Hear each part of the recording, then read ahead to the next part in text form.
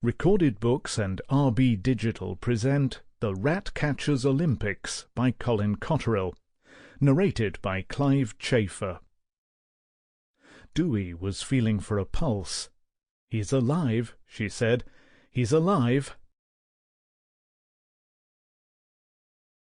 Chapter 1. March 1980. The Bald Eagles have landed. There were occasional relaxed periods of what the Lao called sabai. The weather was comfortable, the markets had fresh food, and the children played in the road with no danger of being hit by vehicles. Nothing moved fast enough to cause injuries. Everything seemed to be so peaceful and casual you'd forget there was another layer, the echelon of the impossible. You didn't experience it until you attempted to rock the boat. It might take you so long to obtain a laissez-passer to visit an ailing aunt in another province that she'd have gone up in smoke long before you arrived. Your name on a housing list was more prone to retreat than to advance, as the names of those of influence were slotted in above you.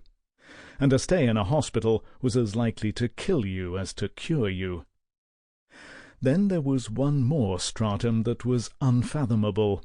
It was so dark and sinister you'd never make any sense of it. There needed to be nothing more than the perception of anti-socialist activity. It was a nether world where neighbours disappeared, where trusted members of the party were ousted as traitors, where the paranoid ruled. Comrade Nu, the Thai forest monk, had been enticed into that twilight zone from which few returned. He had vanished for 2 weeks. Not the supernatural vanishing that had recently hounded Dr. Siri Paiboun, more a bureaucratic disappearance, like a file or a record lost in the system, a misplaced person for whom nobody was accountable. Most agreed that Thai Comrade Nu was primarily a conservationist, a man who would bury himself up to his neck to stop a bulldozer destroying national parkland. Others saw him as a journalist reporting on the abuse of monks in a socialist state. The Lao authorities might have seen him merely as an illegal immigrant, or a troublemaker, or a religious zealot. You'd never know, because the administrative line was ignorance. "Nope, never heard of him." And it made no difference what he had actually done, because he was perceived to be an enemy of the state, so even the story of his life was irrelevant. The party had its bloodhounds. It was their duty to drag in trophies to justify their existence.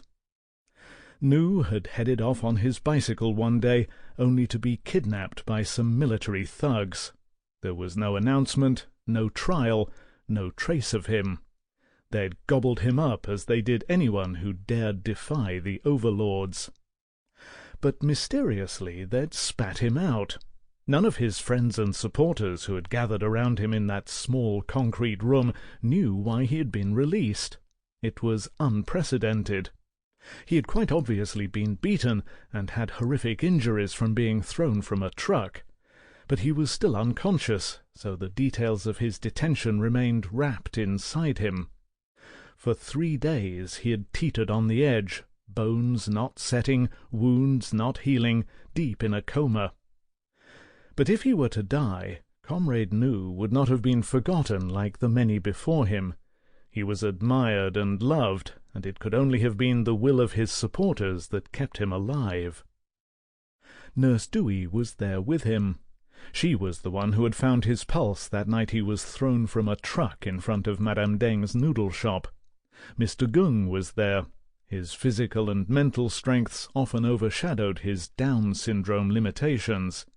He was the one who had carried the broken body of the monk to the upstairs mattress.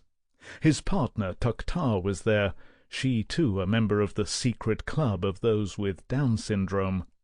She was the one who had ridden the noodle shop bicycle to Mahasot Hospital and returned with dressings and ointments and morphine, although nobody knew how she had achieved this feat without money.